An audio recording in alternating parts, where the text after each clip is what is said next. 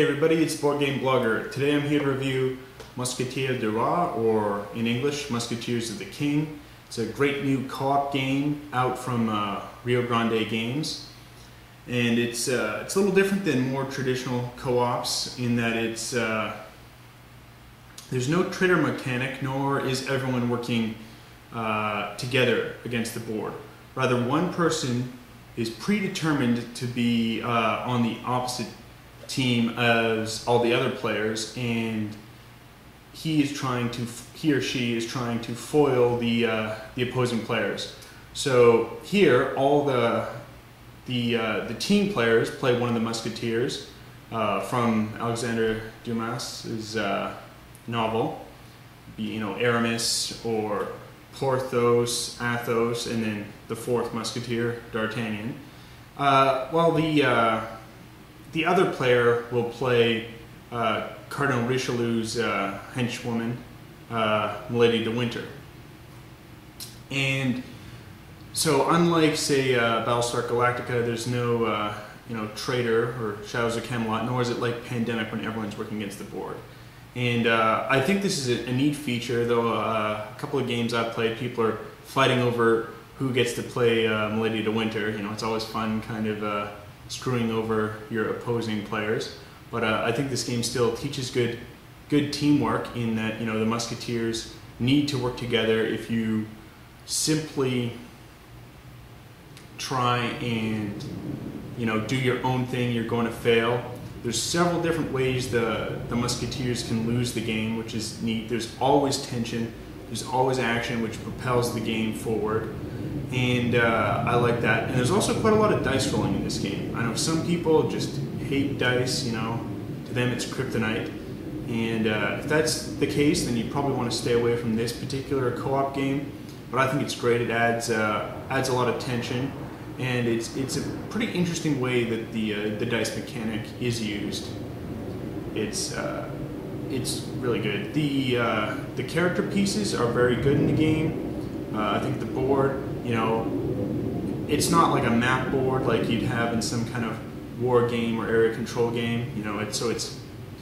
It fulfills the purpose of most co-op games. So it's not the prettiest board, but I think it clearly defines the different areas.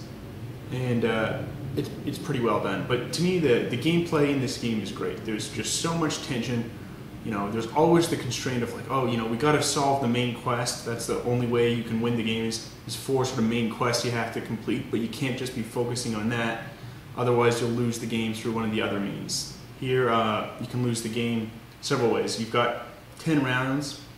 If time runs out and you haven't completed the main quest by then, you lose the game. You can lose the game if the siege at La Rochelle goes poorly for you. You can lose the game if the Queen's scandalized. And sometimes with Constance being kidnapped, you can also lose the game. So, there's many ways to lose for the Musketeers, only one avenue to win, and that just creates a lot of tension, I think, it's great. And there's just some neat mechanics in this game, some good dice rolling. You can buy upgrades for the Musketeers, equip them with different equipment. So there's a kind of like RPG feel to it. In fact, the character sheets kind of look like an RPG thing in that, you've got your health bar, and each character has unique stats, and that, they're better at performing different quests. So certain quests might require gallantry, some quests might require panache or knowledge, and each of the Musketeers has their own skills of that, plus they all have one unique skill that aids them. And so I think that's a neat feel to the game. You can also play this game several times. It's not going to be repetitive because even though there's the 4 major quests, the person who is playing Milady de Winter can set up those quests in different ways and set in different traps. And there's going to be different pressure on what Milady de Winter does to the Musketeers, that it's never going to be the same game twice. So I think there's a lot of replayability in the game. Now, Drakenstrike, who I'm sure most of the viewers know, has done an excellent components breakdown, and he goes into the components a lot. I don't think I'll be doing that. I will, however, provide a pretty thorough sample play of the game, which you can keep watching for. But generally, I would say if you like co-op games, this is another one, solid one. I think, you know, co-op games, you know, allow the player to, you know, to get people new into the game. Really, you know, you can get someone who's not really that into board gaming, they can get into the co-op game. A lot of people say, oh, that's a problem with, you know, end up with a dominant player just playing the entire game, telling everyone what else to do. That can't happen in this game because you have the two opposing sides. You know, it's all the Musketeers versus Milady de Winter. And even then, I think you're not really going to have the dominant player because, you know, people will, you know, you might have that the first time you play just to getting people to learn the game, but then I think once people are familiarized themselves with the game, they'll be able to craft their own strategies, and, you know, you'll be able to negotiate on what you think the best maneuver is. The rule book, you've got the setup page with some brief advice, and the rule book. Rule book's in color. However, I found it was pretty difficult to go through. I think that just might be writing directions for co-op games is sometimes more difficult than writing directions for, you know, a more Euro style or American style or war game. It's a unique breed that sometimes it's just, I think the art of writing the co-op manual has not yet been perfected, and so it's a little bit difficult. Again, you know, as in most Euro style games, there's no sample play, but it's all in color, and it's you know, everything's there. It might not be organized very well. You know, there's no. It's not like a more of a war game style where, you know, it says reference something else. You can quickly find it. There's no index at the back, so sometimes if you're looking for something in the manual, it can be hard to find. You're like, oh, I remember I got to check how to do this rule. It's difficult to find in the manual because there's no index. So, but that I would say is the worst aspect of the game. The gameplay is great. You know, the components hold up, and it's a really fun game. So why don't we take a look at how the game's played. Okay, so here's the board set up. You can see the Musketeers all start here in the Vue Colombière. The Musketeers, you know, they've got their own little sort of plastic pieces here. They're quite well detailed, and they're color-coded to meet each of the Musketeers. If we see here, here is D'Artagnan. This is his character age. So we see the values he has in the different skills. So we've got, you know, 3 in knowledge, 3 in gallantry, 2 in nobility, and 4 in panache. So he's the most panache of any of the Musketeers. So in doing quests that require panache, he's the best. We also see he has a special skill here, and that is that when fighting, his special maneuver is that he rolls 3 dice. You can see how many dice he rolls by checking there. But if he rolls the dice, he gets 2 fleur-de-lis and 1 sword, then he automatically performs a secret maneuver. Thus, the Milady's henchmen do no damage to him, and he scores an instant victory. Whereas all the other Musketeers, if you look over here at Aramis, his secret maneuver is he has to get 3 fleur-de-lis. It's a little more difficult to perform. He has a different special ability, though, which is that he can play 1 adventure card as any other adventure card. So he could play a panache card for gallantry. So that's very helpful in completing some of the skill-based quests. The other Musketeers have unique abilities. Porthos is simply the strongest. He can take more hit points before having to go back to the Rio Colombière to recover, whereas Athos cannot be attacked by the Milady de Winter's bodyguard. Since he was formerly married to her, she doesn't want that exposed and will never send her bodyguard to attack Athos. So here we are. It's an opening setup of the game. So we have the time track, the sort of the arsenal where you can purchase different equipment upgrades or whatnot, you have the monetary track, the main quest track, Milady de Winter's headquarters, Cardinal Richelieu, the Musketeers' home, the Bastille, Paris, the Louvre, and La Rochelle. And so the Musketeers can go to either the main quest, Paris, Cardinal Richelieu, La Rochelle, or the Louvre. Each one sort of has a unique ability. Let's say the Musketeers go to Richelieu. That normally Milady de Winter goes there in that she can take a card, a treachery card, which is used at the beginning of each play. However, the Musketeers go there to expose her, and she's not in fact there. They're sent to the Bastille, where they have to either bribe their way out or break out.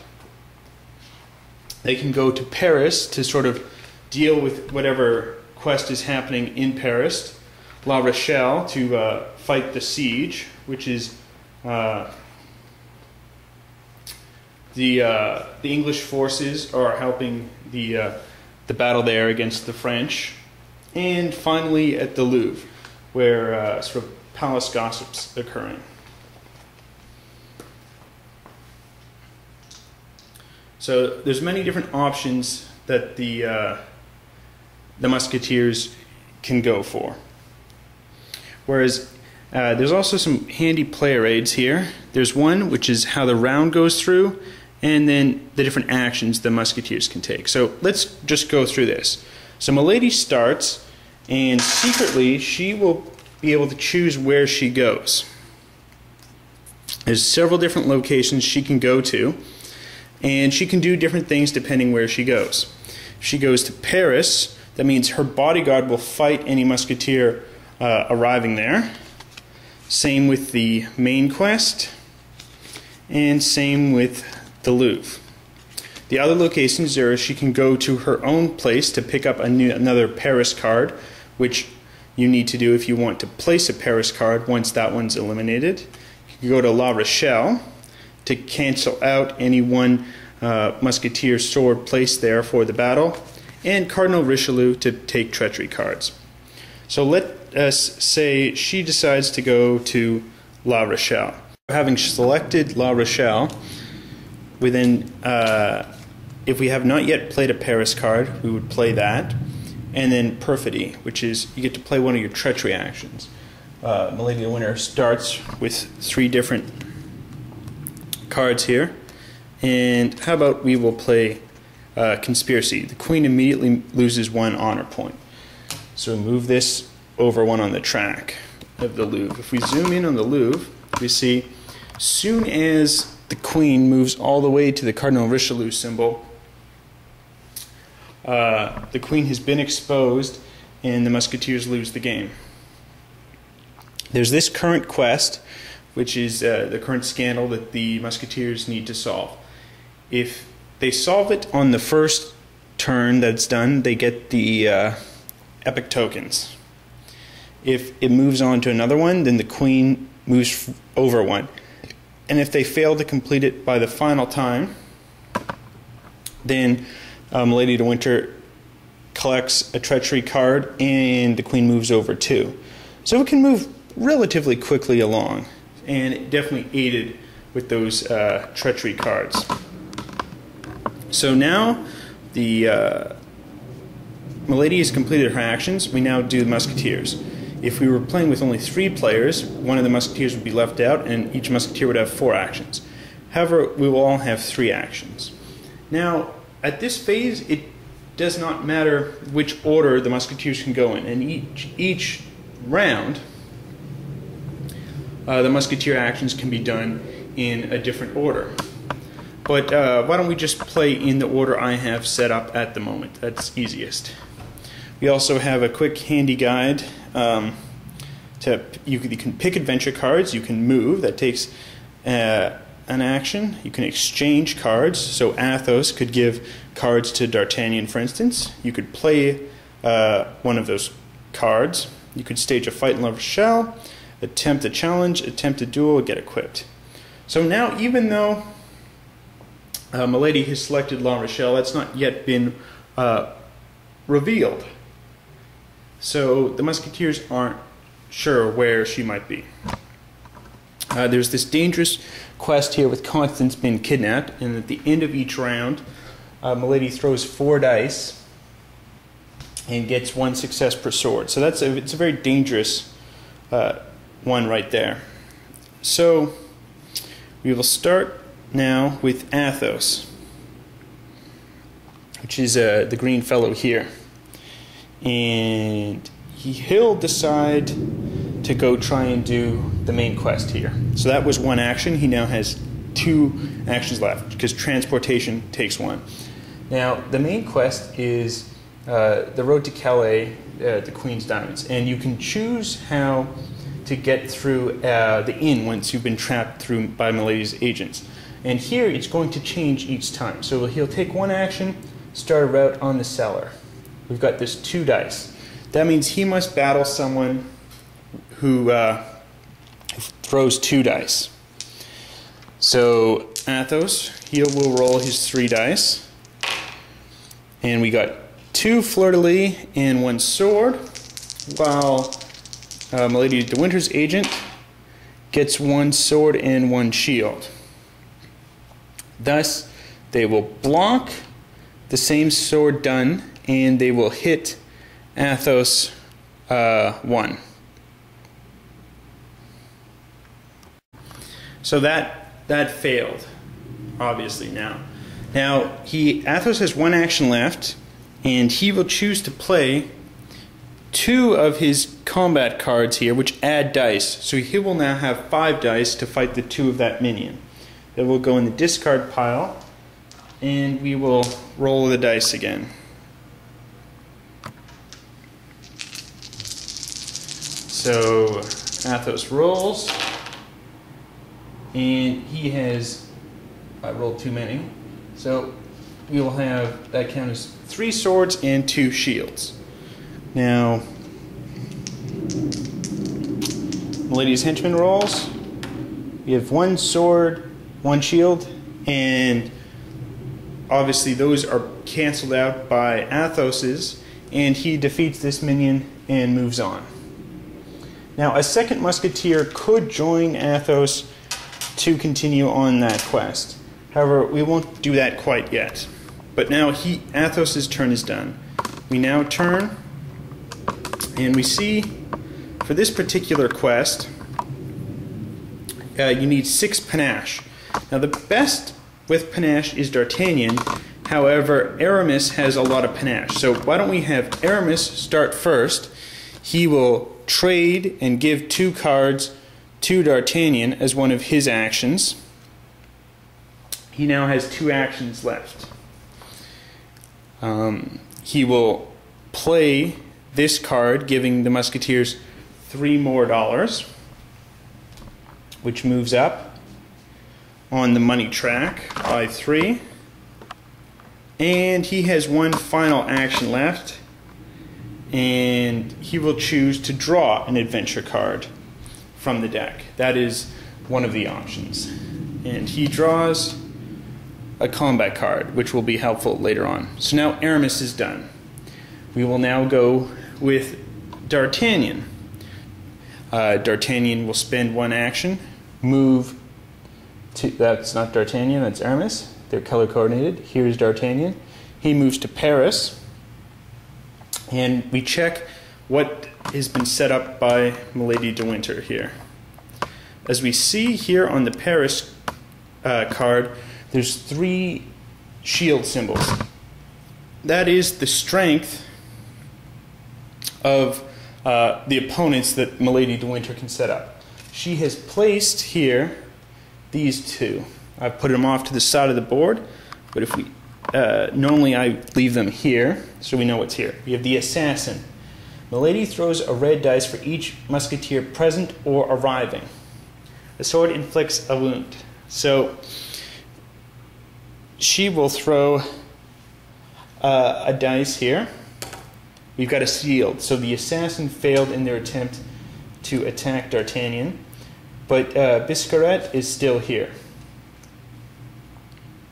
Now, D'Artagnan's turn. He will try to fight Biscarat. Biscarat's pretty strong. He's impervious to secret maneuvers, plus he throws 3 dice, the same number of dice that D'Artagnan throws. So D'Artagnan will choose to play one of his combat cards in attempting the duel. So that is an additional 2 dice to him. So D'Artagnan will now fight with 5. We will roll the dice. And see, D'Artagnan here would have completed his secret maneuver with 2 fleur-de-lis and a sword. That would have been an automatic win. Biscarat would have been defeated, and D'Artagnan would have taken no damage. However, because of Biscarat's secret ability, which makes him impervious, he still gets to roll an attack. So we roll the dice, and we have 2 swords and 1 shield. So now, the 2 swords are of, you can zoom in, the 2 swords of Milady de Winter's henchmen are negated by the 2 shields of D'Artagnan, and D'Artagnan's sword is negated by the shield of Biscarat. What happens now is we continue the duel, but each side removes 1 dice to continue the duel. We will have D'Artagnan roll. And we got 2 fleur-de-lis and a sword again, which is D'Artagnan's special ability. Again, Biscarat is impervious.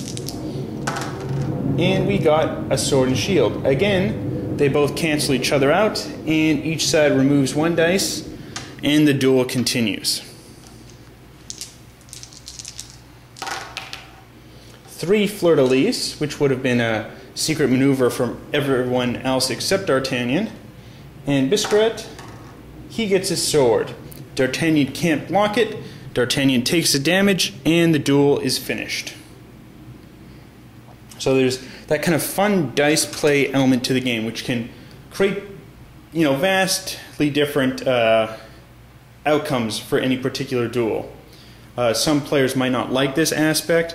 I think it's fine. You can try and mitigate through different combat cards and through purchasing different equipments. I haven't discussed that much, but here, we remember Aramis had increased the amount of money that the Musketeers have, and if we zoom in, we can see the different things you can buy. You can buy a horse, lets you transport for a free action from any location to another location. You can buy a gun, which counts as 1 sword automatically. You can buy a shield, armor, which counts as a shield automatically, and you can buy a reroll, which lets you reroll any 1 particular dice. So there's lots of different actions there. So again, D'Artagnan has completed 2 of his actions, 1 for moving and 1 for attempting the duel. He will attempt the duel 1 more time, playing another 2 combat cards to give him 5 dice again. Hopefully things will go a little bit better.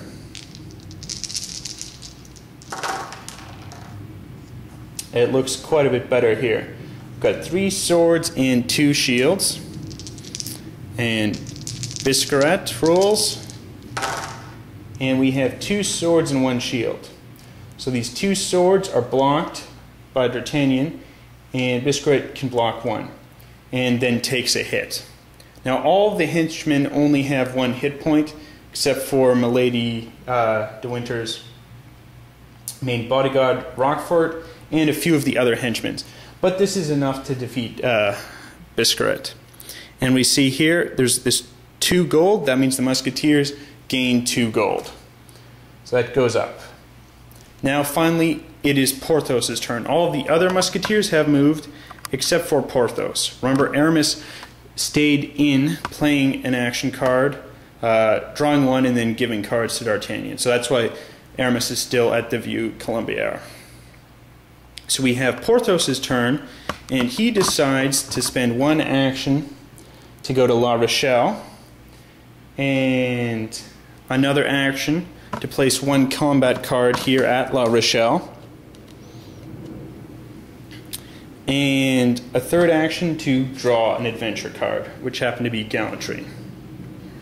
So now the Musketeers have completed all their actions. Is revealed. We have the dice. So it's revealed we do the La Rochelle action. It's revealed that Lady de Winter is in La Rochelle, so she can use her ability to take away the one combat card that was placed down by the Musketeers. Now she rolls one dice and tries to move the battle in her favor.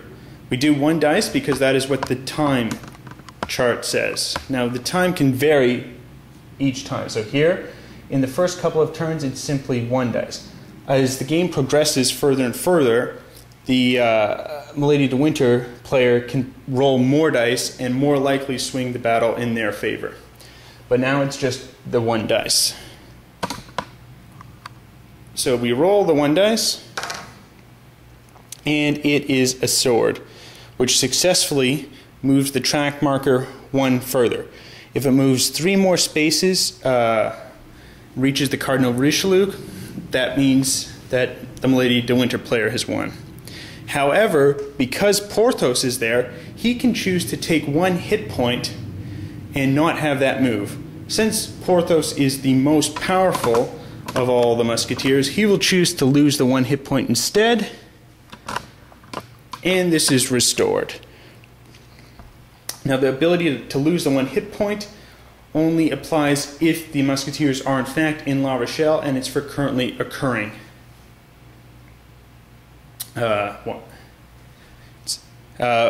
We then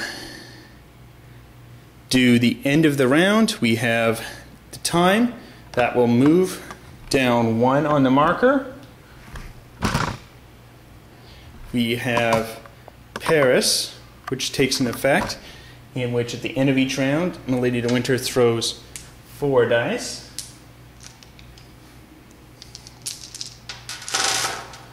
And she got 1 sword, so Constance moves up 1 here. If Constance reaches the end on the chart, that's another way the Musketeers can lose.